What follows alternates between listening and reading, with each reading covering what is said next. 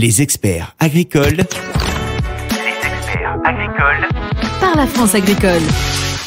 Vous écoutez Les Experts agricoles, un podcast de la France agricole. Je suis Eric Young et je suis accompagné à distance de Marie-Astrid Battu. Bonjour. Nous allons parler des dossiers PAC puisque, c'est la période de 2023 marque le début de la nouvelle politique agricole commune qui nous mènera jusqu'en 2027. Alors, ce n'est pas la révolution, mais des choses ont changé et pour les voir, nos expertes pour ce numéro sont d'un côté Pascal Nampon, vous êtes chef de service stratégie et prospective à la Chambre d'agriculture du Nord-Pas-de-Calais. Bonjour. Bonjour. Et Béatrice Cochin, vous êtes directrice de produits chez Serre France. Bonjour. Bonjour. Alors vous êtes toutes les deux à distance également, c'est bien ça. Moi je suis tout seul dans le studio. Alors en préambule, je vais faire un petit avertissement pour les auditeurs et les auditrices. Nous ne sommes pas là pour faire du conseil. Il y a beaucoup de conseillers PAC autour de vous, ils sont bien plus experts que moi, ça c'est sûr, et ils vont prendre le temps de connaître votre dossier. Ici, nous faisons un survol pour connaître assez clairement les grandes lignes de la réforme, mais nous nous arrêtons là. D'ailleurs, nous avions déjà fait un podcast sur la PAC 2023, c'est tout début de son annonce avec Thierry Fellman, qui est le directeur des économies, des agricultures et des territoires à Chambre d'agriculture France. Je vous encourage à l'écouter, vous pouvez le retrouver sur cette chaîne. Et nous refaisons un podcast là, à ce moment, parce que plusieurs incertitudes ont été levées entre-temps depuis la première émission. Les experts agricoles.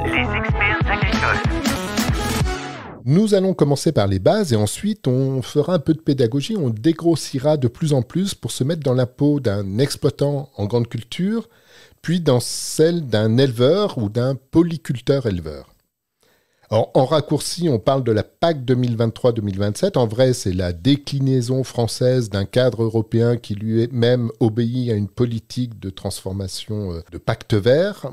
Ça s'appelle le Plan stratégique national, abrégé PSN. C'est ce texte-là qui a fait l'objet d'allers-retours entre la France et la Commission européenne pour caler les derniers détails. C'est désormais chose faite depuis fin août. Alors, le gros changement, ce sont les éco-régimes. Alors, on peut aussi l'appeler les éco-schèmes, éco-schèmes, voilà, ça dépend, mais en tous les cas, c'est la même chose. Pascal Nampon, est-ce que vous pouvez nous en donner une définition rapide ? Oui, les éco-régimes sont les nouvelles aides du premier pilier qui permettent de mettre en œuvre des mesures d'adaptation ou d'atténuation au changement climatique ou d'amélioration du bien-être animal. L'Europe a demandé à chaque État membre de les mettre en place en leur attribuant au minimum 25% des aides du premier pilier. Chaque État membre avait la latitude de les décliner en restant dans le cadre fixé. Et en quoi ces éco-régimes diffèrent-ils des précédents paiements verts ? Le paiement vert était proportionnel au DPB. Par défaut, l'agriculteur était présumé respecter les règles et seul en cas de contrôle, il pouvait avoir une pénalité sur les aides qu'il percevait du paiement vert. L'éco-régime sera un forfait à l'hectare, à tout hectare admissible qu'il active des DPB ou non. Donc cela entraîne un deuxième effet de convergence pour les DPB les plus élevés par rapport à ce paiement vert qui était proportionnel. Et l'agriculteur, au moment de sa déclaration PAC, va devoir justifier qu'il respecte les critères de l'éco-régime pour pouvoir le percevoir. D'accord. En revanche, Béatrice Cochin, il y a des constantes par rapport à la précédente PAC. Lesquelles ? Oui, il y a des constantes sur le premier et le second pilier. Tout d'abord, sur les aides du premier pilier, donc premièrement, il y a une poursuite de la convergence des paiements de base pour passer de 70 à 85% de la moyenne française par hectare en 2025. La moyenne nationale sera d'environ 128 € par hectare. Deuxièmement, une continuité du paiement redistributif avec un paiement de 48 € sur les 52 premiers hectares de l'exploitation. Troisièmement, il y aura toujours un paiement complémentaire JA, alors non plus sous forme d'une aide à l'hectare, mais un montant forfaitaire revalorisé. Pour les ovins, le mécanisme du DAID à la brebis est conservé et il y a également maintien de l'aide caprine et de l'aide au veau sous la mer. Cinquièmement, toutes les aides végétales sont maintenues, même si certaines vont être regroupées. Ensuite, sur le second pilier, donc les principales constantes, c'est que l'ICHN est maintenu. Les dispositifs de MAEC sont pérennisés, même s'il reste encore beaucoup de précisions à apporter, notamment la déclinaison des MAEC retenus par les régions. Et enfin, donc troisièmement, les aides CAB sont maintenues avec un objectif de doubler les surfaces conduites en agriculture biologique d'ici 2027. Et enfin, la transparence des GAEC également qui est pérennisée.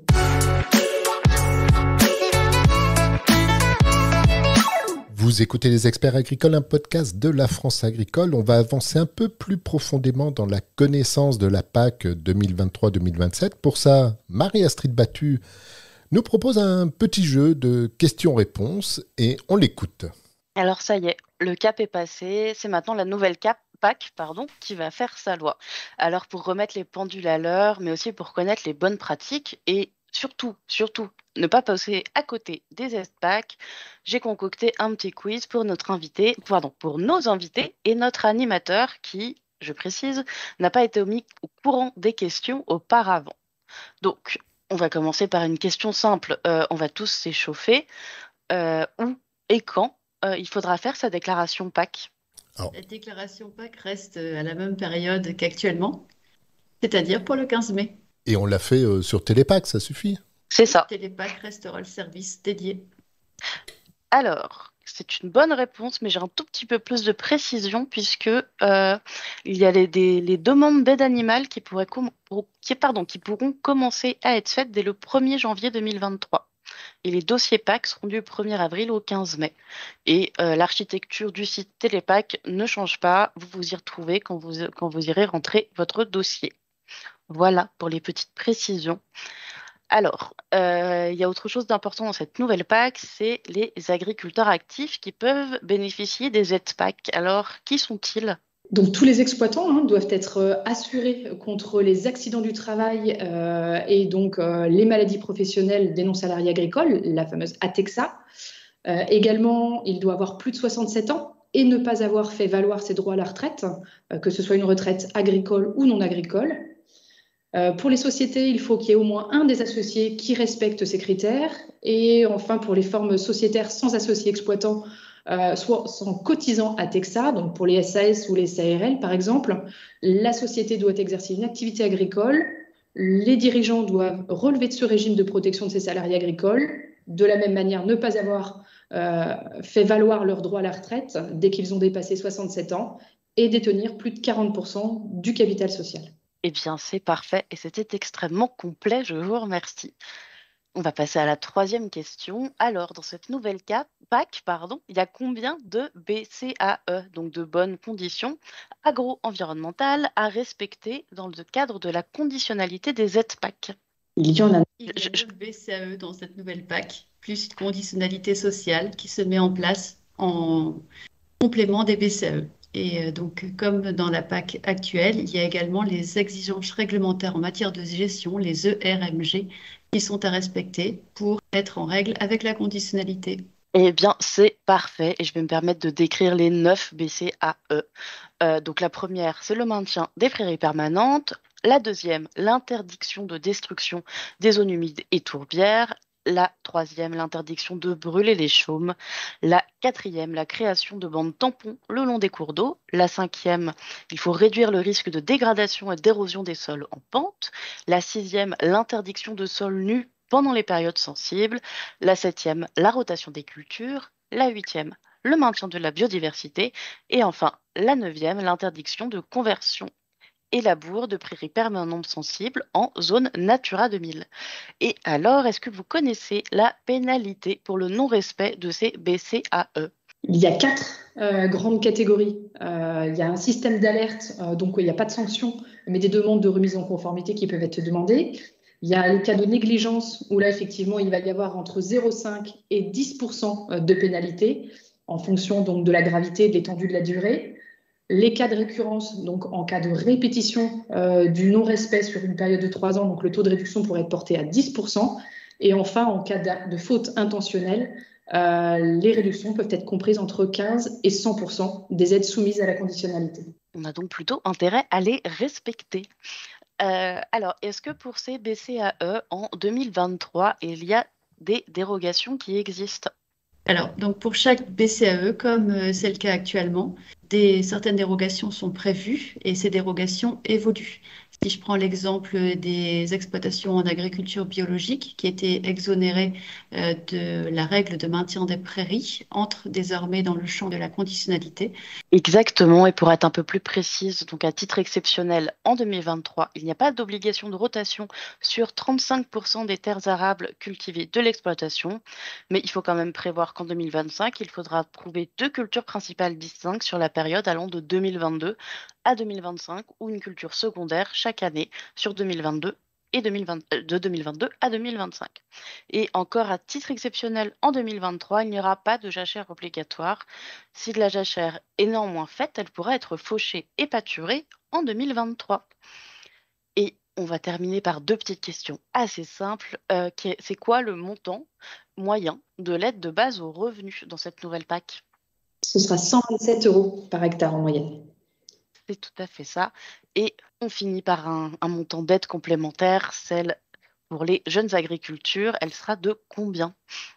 Alors, ça va être une forfaitaire maintenant et non plus un montant à l'hectare. Et il va être un peu plus de 4 400 € donc, pendant 5 ans. Et on maintient la transparence GAEC. Enfin, c'est mise en place de la transparence GAEC, du coup, sur cette aide cette année, à partir de la prochaine réforme. Eh bien, c'est parfait. Nous n'avons que des gagnantes dans ce quiz puisque toutes les questions ont trouvé une réponse correcte. Je vous remercie. Vous écoutez Les Experts Agricoles, un podcast de la France Agricole. Nous parlons de la réforme de la PAC. Maintenant, nous allons essayer d'aller encore un peu plus loin et de nous identifier à un exploitant en grande culture pour voir comment il peut s'emparer de ce nouveau cadre. Pascal Nampon, vous êtes chef du service stratégie et prospective à la Chambre d'agriculture du Nord-Pas-de-Calais. J'aurais envie de commencer par les éco-régimes pour aller encore un peu plus loin. Qu'est-ce que c'est et est-ce qu'il faut tout changer sur l'exploitation ? L'éco-régime est le nouveau paiement qui est instauré par cette nouvelle programmation de la PAC. L'agriculteur a 3 voies d'accès au choix pour pouvoir les percevoir. Il va pouvoir choisir la voie de la certification. Si il est en agriculture biologique, si son exploitation est intégralement en agriculture biologique, donc tous les ateliers, avec une partie qui est déjà certifiée et une partie qui ne perçoit plus l'aide à la conversion bio du second pilier, alors il va pouvoir accéder directement au niveau 3 de l'éco-régime et percevoir 110 € dans l'ensemble de ses surfaces admissibles. S'il est certifié HVE, c'est-à-dire le niveau 3 de l'HVE, il va pouvoir accéder au niveau 2 de l'éco-régime et donc percevoir 80 € sur l'ensemble de ses hectares admissibles. S'il ne parvient pas à entrer par une autre voie, il peut tenter aussi la certification CE2+, ce qui est l'équivalent du HVE niveau 2 avec 10 points sur un des autres critères d'HVE 3 pour rentrer au niveau 1 de l'éco-régime. Donc là, attention, il ne faut pas se perdre dans les niveaux. Quand on parle d'HVE, c'est bien le HVE niveau 3, mais il aide à entrer au niveau 2 de l'éco-régime. L'exploitant peut essayer également d'entrer par la voie des infrastructures agroécologiques. Dans le cadre de la conditionnalité, il va être obligatoire de disposer de 4% de l'équivalent de ces terres arables en infrastructures agroécologiques.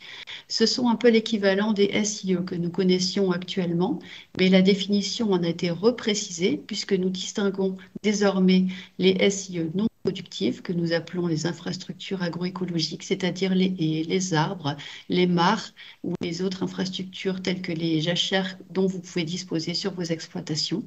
Donc ça, c'est le socle de la conditionnalité et c'est sans doute un des changements les plus importants de cette nouvelle PAC.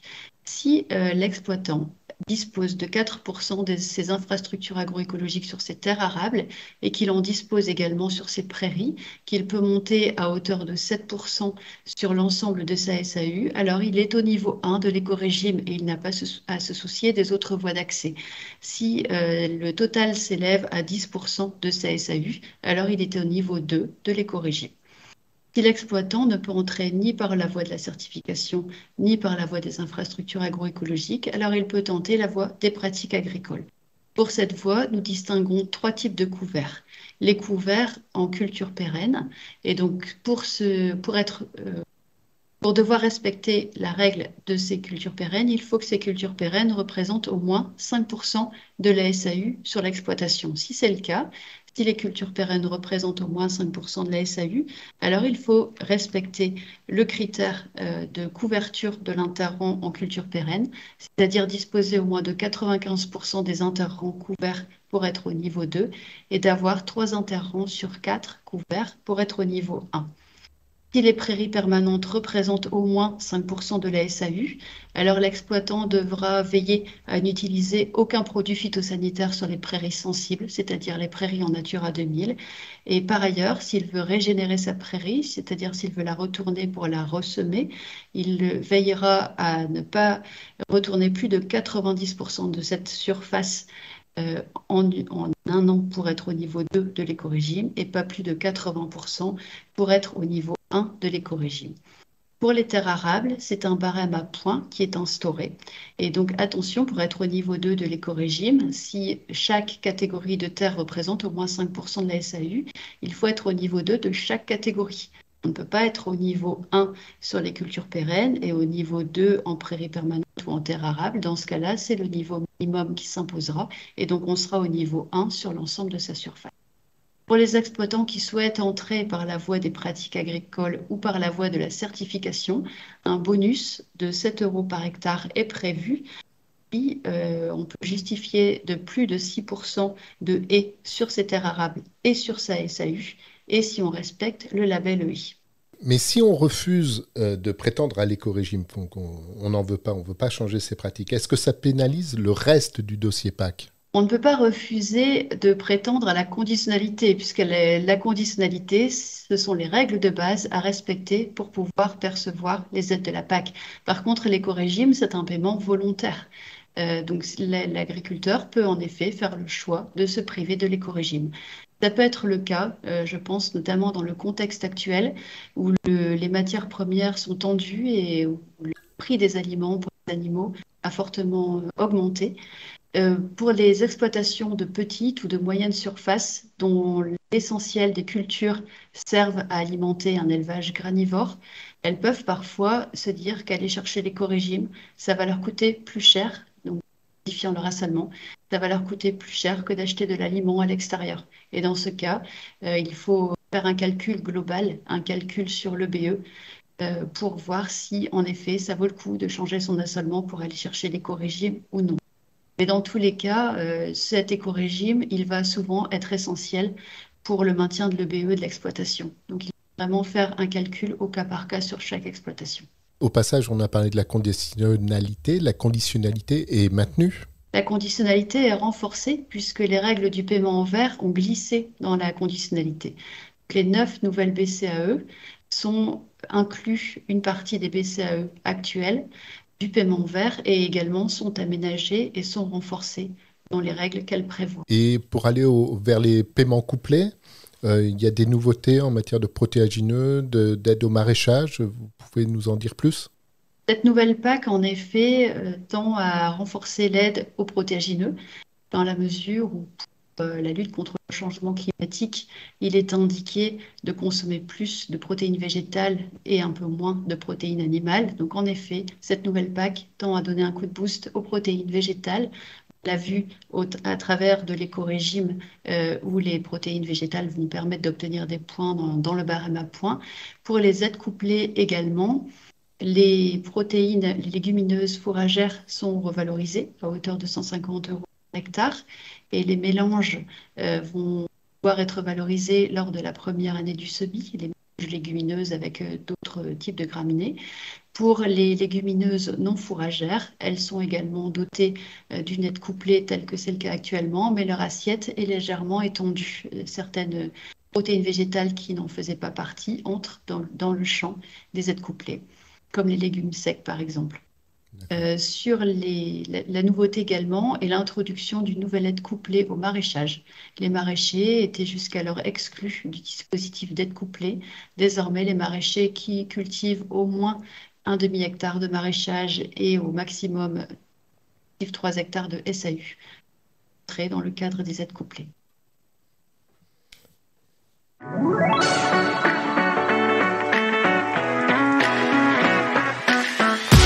Vous écoutez Les Experts Agricoles, un podcast de la France Agricole consacré cette fois-ci à la réforme de la PAC.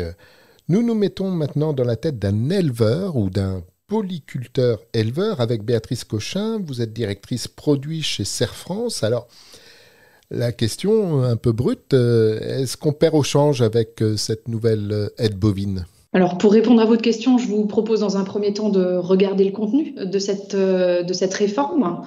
Il s'agit en fait d'une refonte du système dans un contexte de baisse budgétaire. C'est la mise en place d'une aide à l'UGB qui ne va plus être basée donc sur le nombre de vaches, mais sur l'ensemble des animaux de plus de 16 mois, mâles et femelles. Et un montant par UGB qui va être différencié selon la race avec une orientation lait, mixte ou viande des exploitations. Alors ensuite, si on analyse l'impact différencié de cette réforme selon les systèmes, donc pour les systèmes laitiers, l'impact de cette réforme sera globalement positif sur ces systèmes, avec cependant une diversité selon les systèmes de plaine ou de montagne. En effet, il ne va plus y avoir de distinction de paiement entre les élevages de montagne ou de plaine, donc l'effet sera un peu moins favorable pour les exploitants en zone de montagne. Cette augmentation est essentiellement liée aux mâles qui sont rendus éligibles. Pour les systèmes spécialisés viande, nous observerons généralement une détérioration des aides animales, notamment à la suite du plafonnement à 120 UGB ou du plafond de chargement à 1,4 fois la surface fourragère et des montants par UGB qui sont inférieurs. Cependant, une variabilité intrasystème pourra être importante. Un des effets, et qui était l'un des objectifs du ministère, est de favoriser davantage la création de valeur à travers l'engraissement. Alors, les exploitations en bovin-viande naisseurs-engraisseurs peuvent maintenir et même augmenter leur niveau d'aide, notamment avec l'éligibilité aux aides de tous les animaux de plus de 16 mois. Les exploitations spécialisées en engraissement accèdent dorénavant à cette aide à l'UGB et les exploitations les plus défavorisées sont les systèmes bovins naisseurs stricts ainsi que les systèmes avec de grands troupeaux.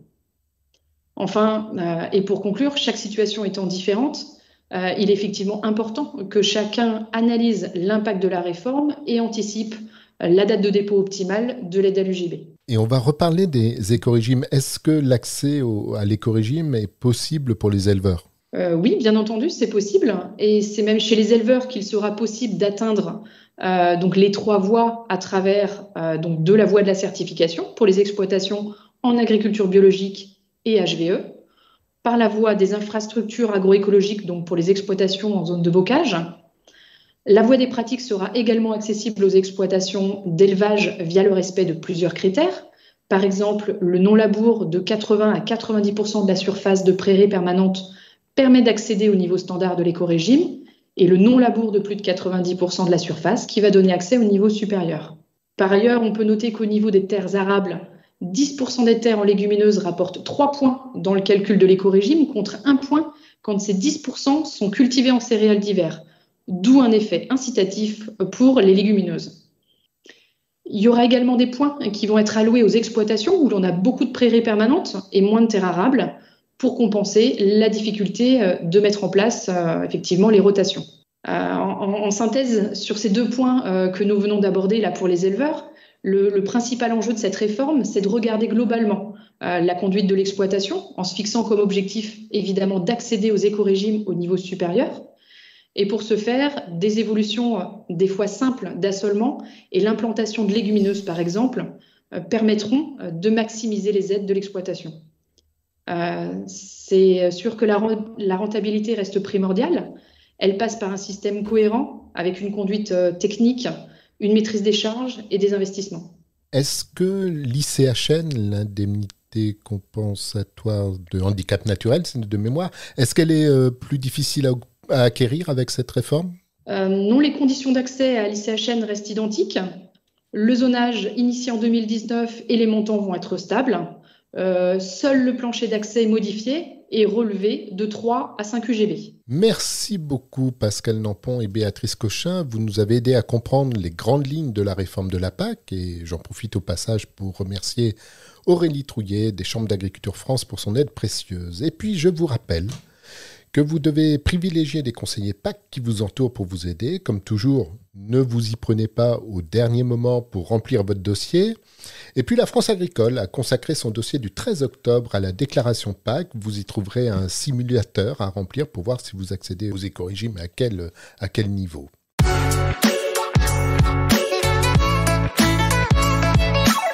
Vous écoutiez Les Experts Agricoles, un podcast de la France Agricole présenté par Eric Young et Marie-Astrid Battu. La technique est assurée par Michael Icard. Retrouvez-nous sur vos plateformes habituelles d'écoute de podcasts. Et si vous voulez nous donner un coup de pouce, n'hésitez pas à vous abonner et à nous donner une bonne note sur votre plateforme d'écoute préférée.